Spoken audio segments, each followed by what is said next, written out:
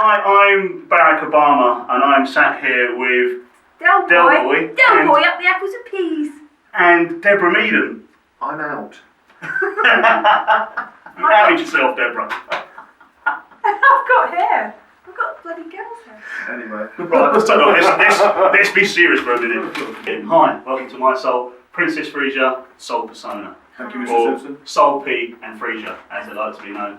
Thank you. This is your third time I've interviewed you.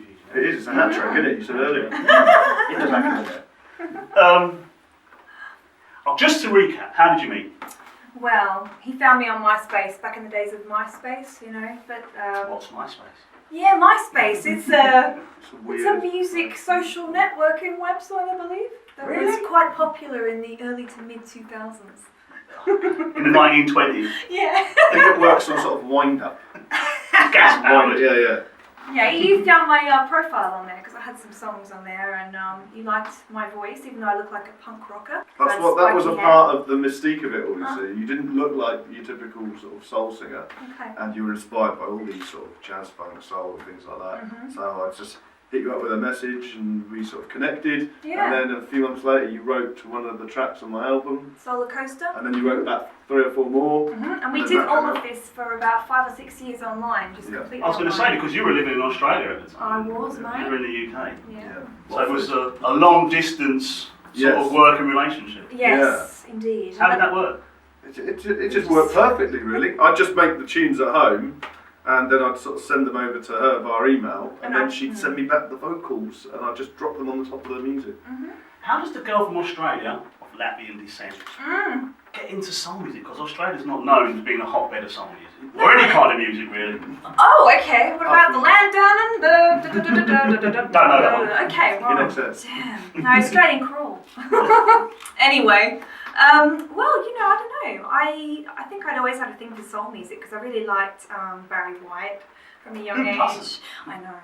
But my mum actually had ABBA records, which seems a bit... Okay, moving on. You know, anyway, and Beach Boys. But no, I found a cassette tape by the Rockmelons. They were fronted by Denny Hines, and she was a really soulful, jazzy, funky artist. Later worked with Jamiroquai and things as well. And yeah, I went hunting, I guess, from tape shops, and you know, back in the days of tapes and CDs. Anything that was imported, I would just sort of, and that had a nice cover as well. And I just discovered that soul music was a thing I liked. But, I mean, growing up, what sort of things were you listening to before you could actually go out and buy what you wanted? What sort of things were you exposed to? As I said, ABBA. ABBA's On the quite big radio, in what the Australia. radio? Okay. You used to listen to a lot of radio. Whitney Houston. Yeah, Whitney Houston's. Whitney Houston? Yeah. What was Yeah, that some like? other I gems. mean, when you first heard her sing, what was it that made you think, yeah, she's the one? Well, it was a track from her album, which is actually on an album on iTunes she's got called the Hoxie Demos, and we later put it out as that. But it was a song called "Got Me Started on It," and it was the fact it was a mixture of kind of rapping, but it wasn't rapping. It was this sort of angry, militant, but soulful, with beautiful arrangements and a wobbly neutron bass. Got me started on it. Got me started on it. Anyway. What was it? Was the verse? You got it? I got it. I got it. Yeah. And it was like that, and I was just like, this just works. This is really bad context. And then I flipped through, and there was a track which is a beautiful, one of my all-time favourites actually, out of everything, called "Shooting Stars and Rockets," which is just an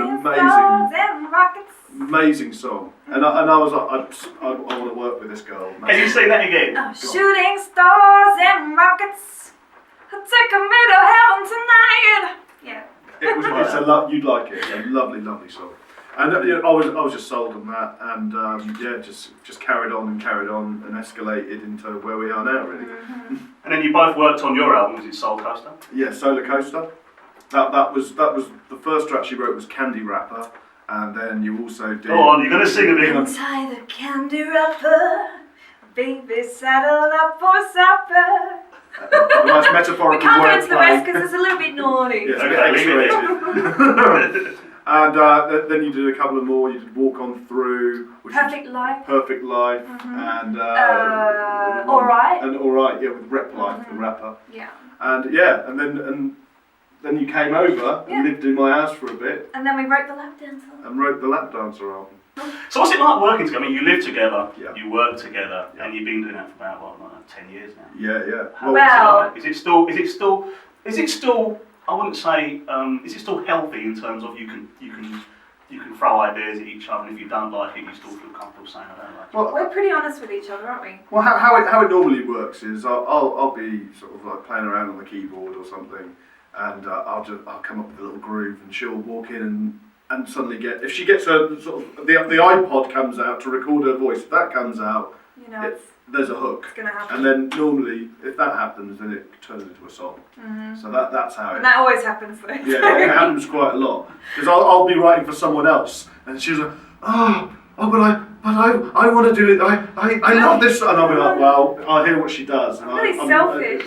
She's so great Because Sorry. not at home, I mean, because you would say something, we'll answer you a question, and you'll sing the answer. So at home, like, if he says, "Can I have a cup of tea?" Do you say like something? Go, "Would you like that with 2 sugars?" Or something? Sure, baby. The thing is, though, in our normal life, she's probably the quietest person. I'm pretty quiet as well. When we sort of go about our business, there's not really that much. Talking. Yeah, there's not really talk and have dinner, watch EastEnders, all that sort of stuff. But it's more of the fact that. The musical side is the musical side, but sometimes we're very sort of quiet, so we're not sort of singing around the house. Do you still drum on the tracks that you produce? I program a lot. The last track I played drums on was actually the track I produced for Jocelyn, In the Middle, which was a single, which is from the forthcoming album.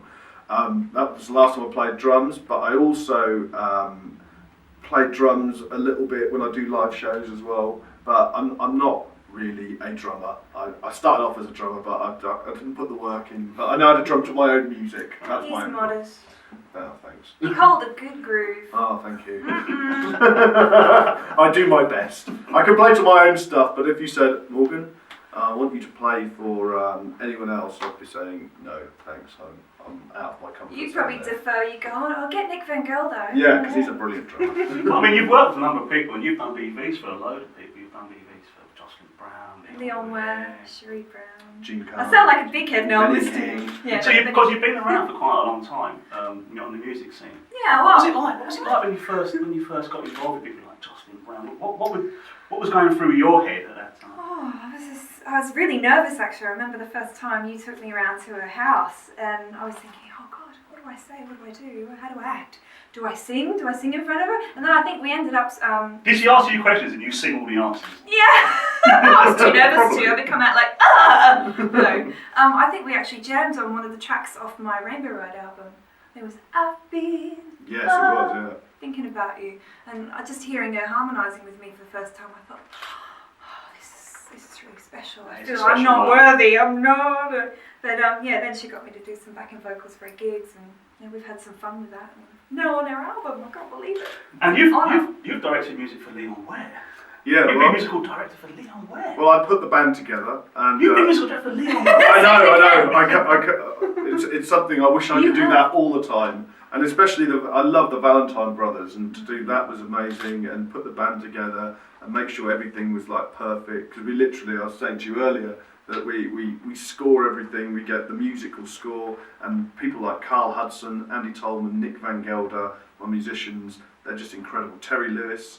They listen to the music and they get exactly like the original record, and then we just replicated it live. So it was essentially, Leon Ware was like, wow, it's like going back in time and doing a proper gig. Because I think a lot of the other bands they work with, which are brilliant too, they sometimes put their own spin on it, but I thought it'd be kind of nice to have it like the original record. And I'm really sort of particular about things like that. I'm slightly OCD about it. No, it's but good. it came out beautifully, and it's all online if you sort of Google Leon Ware and the Digi-Soul Band. Just let me be close to you. I Oh, love it's that. great. And Katie Leone as well, who's John- now an incognito. Yeah. And Johnny McNeil, that was the vocals, the BVs, and all of them together blended. They're such a pleasure. They're beautiful. I won't ask you how you first met Leon Ware. I know the story, but what was it like having that moment together where you were just like, I'm in the same presence of Leon Ware? It's like being in the presence of God, I Yeah. think, because the amount of tracks in his back catalogue that he produced and it's just The ridiculous. sensuality oozing from his pores. Yeah. It's sort of, it's electrifying to be around, you know. Definitely. I mean, I know he's an older man, but you know. You were slightly smitten, weren't you? Wow. But he's such a wonderful guy, and just to just to be even mentioned in the same breath as someone like that is for me and I know, and I got to it's a sing a complete- line with him on Why I Came to California, so did Katie. Yeah. Oh my god. But this is now, fast forward, it's your 5th album together, isn't it? Yeah. Is that right? Yeah. Yeah. Album together. Yeah. Yeah. Are you pleased with the finished product? Yes, we are. Yes, we took 3 years to make it, so it's the longest one that we've ever spent time with, and I think we deliberated a lot, but I'm glad we did because it's ended up transforming our sound just a little bit. I think there's a lot more clarity. And that's thanks to a guy that mastered it as well, a guy called Michael Rendell, who's just finished working with people like, he just engineered Pink Floyd album and the latest Culture Club album as well, which I've heard little bits of, which sounds amazing. And so he's actually brought that mastering. If people don't know what mastering is, it's like the Very magic technical. dust. We come up with all the tracks and they sound great, but then he puts some magic dust over there to make it sound great on the radio. That's the best and way in the describe clubs. actually. It's a So it's a science. magic duster. That's what Yeah. we call it. But It's a very scientific, technical process. but that is really important, the mastering, and I think the DJs particularly like the bass, the frequencies, and I'm not going to get too nerdy, but yeah, let's call it magic dust. Yeah. But you funded the whole album through Pledge Music. Yes. Which was, I've seen the page. It was 200% Yeah. you Yeah. got, as opposed to 201. the 201%. Oh, my bad. Don't forget the one. It's that extra bit of magic dust, right? I mean, what was that like, trying to arrange all that? Was that kind of a surreal moment to see it at 201%? Well, we were at a pretty low ebb last year, and we were saying to Gordon earlier that we were thinking about actually just giving up, and I was thinking about Getting day jobs? Yeah, Like, well, yeah, I was thinking about driving a van Kind of again, have one. and you kind of work at Kind Boots of still. Yeah, kind of do beauty promotions, you know. And we just needed. Somebody suggested to me to do Pledge, and I'd had a look at it, and I thought, oh, maybe. But then I thought, you know what? Let's have a go. And I went into Pledge, and I did a lot of reading up about other bands, how they do it, and we didn't want to sort of go all out with loads of exclusives. We just kept it to what we felt comfortable with. Vinyl, CDs, ringtones, things that were simple to do. Handwritten lyrics. Yeah, and then we just put it out there, and we're lucky enough to have some really kind, loyal followers, and we didn't even think we'd get 100%, to be honest. And in the first week we were at nearly 70%, weren't we? Yeah, and then we got one guy bought the microphone that we used to record the album, Yes. Okay. and that was a big pledge. And then he bought the same guy in Switzerland bought a song, because we said a song that you can have, and we'll write it for you and produce it for you. And he bought one of those as well.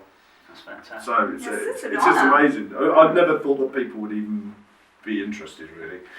But that sort of like catapulted you into getting some people involved in your album. Tell me who else is involved. I mean, no Jocelyn Brown's on it because it's a great track with yourself and Jocelyn Brown. Yeah. Who else is involved on collaborating with you on the album? Well, I'd done a remix for Charlie Wilson last year, and it turned out I was talking to his manager online. We were having a Skype talking about the project, and I noticed there was a guitar in the background, and I said to him, "What's it?" I said, "You play a bit of guitar?" And he said, "Yeah, I play a little bit of guitar." I said, "Anyone I know?" He said, "Pleasure.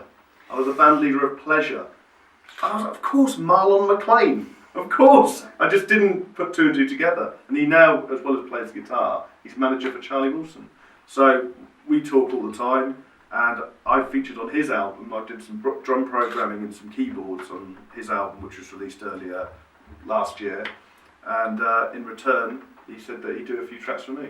So we've got some other little bits Nice. going on, but he features on one of the reprises on the album. A beautiful guitar solo. We've got Carl Hudson.